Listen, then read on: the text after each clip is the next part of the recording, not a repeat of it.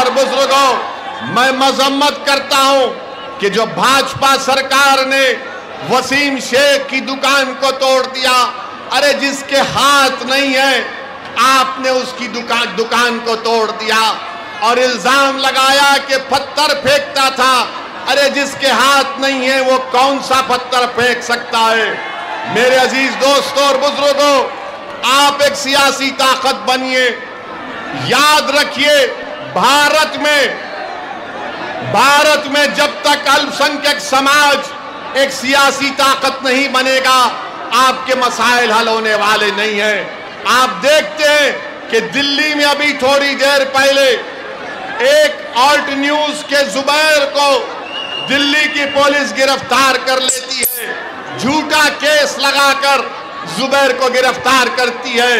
हम प्रधानमंत्री से डिमांड करते हैं कि जुबैर कहाँ है, बताओ। हमको ये इत्तलात मिल रही है कि जुबैर को किसी गाड़ी में बिठा कर लेकर जाया जा रहा है। अगर जुबैर की जान को कुछ होगा तो इसकी जिम्मेदारी भाजपा और नरेंद्र मोदी की सरकार पर आयद होगी। कहां लेकर जा रहे हैं जुबैर को? क्या जुर्म है जुबैर का? जुबैर तो अगर मजलिस के नेता भी अगर गलत बोलते हैं तो जुबैर उसको भी तनकीद करता है। आप जुबैर को गाड़ी में बिठा कर गिरफ्तार कर लिए हैं। मैं अल्लाह से दुआ करता हूं कि परवरदिगार, जो जेल में मासूम लोग हैं चाहे किसी मजहब के हों, अल्लाह उनको इन जालिमों के जुल्म से निजात दिला दे। मेरे अजीज दोस्तों और बुजुर्गों, अपने हौसलों को बुलंद रखो। नौजवानों, हिम्मत से काम करो, संविधान को इस्तेमाल करो, अमन से अपने काम को करो, जोश यकीनन बरकरार रखो, मगर होश के साथ अपने जोश को इस्तेमाल करो। कभी भी याद रखो मेरी इस बात को, अगर आपको कामयाब होना है तो वायलेंस से, तशद्दुद से आप कामयाब नहीं हो सकते। अगर आपको अपने मसाइल को हल करना है तो वोट की ताकत को इस्तेमाल करो। तुम वोट डालो मजलिस को, मैं तुमसे वादा कर रहा हूं ये तशद्दुद खत्म होगा। तुम मजलिस को वोट डालो, मैं तुमसे वादा कर रहा हूं जुल्म खत्म होगा। तुम वोट डालो मजलिस को, हम भारत को मजबूत करेंगे। तुम वोट डालो मजलिस को, हम एतमाद को और पैदा करेंगे भारत के संविधान में। मेरे अजीज दोस्तों और बुजुर्गों, मैं अपने बुजुर्गों से भी अपील कर रहा हूं कि आप हमारा साथ दीजिए।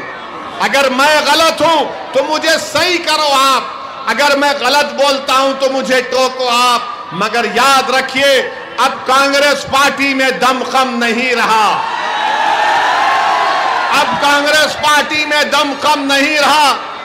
अब कांग्रेस पार्टी नहीं आने वाली है। याद रखो मेरी इस बात को आप। कांग्रेस पार्टी चाहे मध्य प्रदेश हो, भारत हो, बल्कि जितना जल्दी कांग्रेस पार्टी खत्म हो जाए वो भारत के लोकतंत्र के लिए बहुत अच्छा होगा, क्योंकि यही कांग्रेस पार्टी, आप बताइए, गुजरात में कांग्रेस के 12 विधायक भाजपा में चले जाते हैं, मध्य प्रदेश से भाजपा में चले जाते हैं, कर्नाटक से भाजपा में चले जाते हैं और इल्जाम लगाते हैं असदुद्दीन ओवैसी के ऊपर।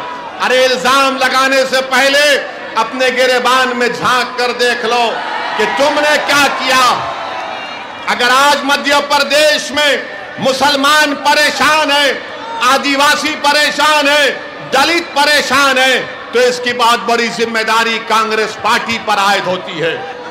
यहां पर भी कांग्रेस का नेताएं हैं, आप तैयार हो जाइए कि हमारे जाने के बाद कल से ये लोग शुरू कर देंगे प्रोपेगेंडा। अरे ओवैसी की बातों में मत आओ, ये वोट काटने के लिए आया है। मैं कांग्रेस के नेताओं को चैलेंज कर रहा हूं, कमलनाथ को चैलेंज कर रहा हूं, बताओ मेरे लड़ने से किसका नुकसान, फायदा नहीं। मैं इलेक्शन लड़ता हूं तो जीतने के लिए लड़ता हूं, भाड़ में जाए कोई हारता है या जीतता है, मुझे अपनी पार्टी को कामयाब करना है। कब तक हम गुलामी करेंगे इन पार्टियों की? क्या आप कांग्रेस के गुलाम हैं? क्या आप मोदी से डरते हैं? तो फिर अगर भारत से मोहब्बत है आपको, भारत से मोहब्बत है आपको, तो फिर जब मोहब्बत है तो उठो नौजवानों, मुत्तहिदा तौर पर मजलिस को कामयाब करो अपने कैकोट से। 6 जुलाई के दिन जबलपुर के आसमानों में कुछ नजर नहीं आना सिवाय पतंग के नजर आना चाहिए। जब आप अपनी पार्टी को वोट डालेंगे तो दुनिया देखेगी और मानेगी और लोग कहेंगे कि मजलिस फिरका परस्ती की बात करती है। मैं आपसे पूछना चाह रहा हूं, भाजपा हो या कांग्रेस हो, जात और बरादरी देकर टिकट दिया जाता है तो उसमें कोई सेकुलरिज्म की बात, उसमें कोई एतराज नहीं है। मैं किसी मजहब का खिलाफ था ना कभी हूं, मैं अपने हिंदू भाइयों का खिलाफ था ना कभी रहूंगा। मुझे फिक्र और तकलीफ इस बात की है कि भारत का ये मुसलमान जिसके बुजुर्गों ने देश की आजादी में अपना सब कुछ लुटा दिया, तुम आज अगर खड़े हो तो तुम बरकतुल्लाह रहमतुल्लाह लेके जानशीन हो। कौन बरकतुल्लाह? जिसने अफगानिस्तान में बैठकर अंग्रेजों के खिलाफ हुकूमत बनाई थी। मेरे अजीज दोस्तों और बुजुर्गों, आज आपको अपने भारत को मजबूत करना है। और भाजपा के लोग ओवैसी के भाषण पर बहुत कुछ बोलेंगे। हम देश के प्रधानमंत्री से पूछना चाहते हैं कि नुपुर शर्मा को क्यों गिरफ्तार नहीं कर रहे आप? क्यों भारत के प्रधानमंत्री नुपुर शर्मा को बचा रहे हैं? क्यों बचा रहे हैं? नुपुर शर्मा को बचा रहे, जुबैर को जेल में डाल रहे हैं।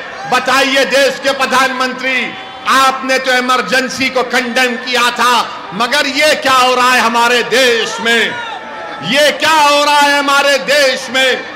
मेरे अजीज दोस्तों और बुजुर्गों, ये भाजपा के लोग ओवैसी पर बड़ी बड़ी तनकीद करते, गरीबों के घर पर बुलडोजर ले जाकर तोड़ते। अरे भाजपा वालों, सुनो मेरी बात को, अगर तुम में इतनी हिम्मत है तो चलो उस लद्दाख की सरजमीन पर जहां पर चीन की फौज भारत की जमीन पर कब्जा करके बैठी है, लेकर जाओ बुलडोजर वहां पर, मैं भी तुम्हारे साथ चलने तैयार हूं। चीन को खाड़ कर फेंको जो 1000 भारत की स्क्वायर किलोमीटर जमीन पर चीन कब्जा करके बैठा है। 2 साल से चीन कब्जा करके बैठा है, मगर हमारे देश के प्रधानमंत्री चीन की बात नहीं करते, चीन का नाम लेने से डरते हैं।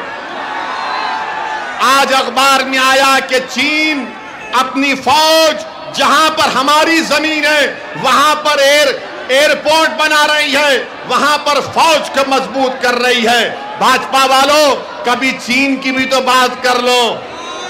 तुमको मुझसे बड़ी मोहब्बत है, मैं जानता हूं, मगर इतनी मोहब्बत देश से भी तो करो। चीन के खिलाफ बोलो, मगर चीन के खिलाफ बोलने से कतराते हैं। मगर इंशाअल्लाह ताला मेरे अजीज दोस्तों और बुजुर्गों, आपका बेहद शुक्रिया कि आज आप इस जलसे-आम में शिरकत की हैं। आप मजलिस को कामयाब करिए। मैं आपसे वादा कर रहा हूं कि यहां पर मजलिस इत्तेहादुल मुस्लिमीन तालीम के मैदान में काम करेगी, आपके बच्चों के स्कूल का इंतजाम करेगी, हमारे बेटियों के लिए कॉलेज में जाने का इंतजाम करेगी। जिन वार्डों में, जिन बल्दी हलकों में तरक्याती काम नहीं हुए, इंशाअल्लाह ताला उन डेवलपमेंट के काम को हम करेंगे। आपने बरसों कांग्रेस पार्टी को वोट दिया। मैं आपसे अपील करने आया हूं कि एक मर्तबा मजलिस को थाम लीजिए, एक मर्तबा मजलिस को अपनी आवाज बनाइए, एक मर्तबा मजलिस को ताकत दीजिए, ताकि मध्य प्रदेश में आपकी वोट की अहमियत मालूम हो सके, ताकि मजलूमों को उनको इंसाफ मिल सके। नौजवानों, अपने बुजुर्गों को समझाओ, ये लड़ाई हम तुम्हारे मुस्तकबिल के लड़ रहे हैं। नौजवानों, ये लड़ाई तुम्हारी है। आज आपको आगे बढ़कर अपनी पार्टी को मजबूत करना है। मेरी आप तमाम से फिर से अपील है कि 6 जुलाई के दिन पतंग के निशान पर वोट लगाकर इन 7 उम्मीदवार को कामयाब करिए। क्या आप इन 7 उम्मीदवार को कामयाब करेंगे इंशाअल्लाह?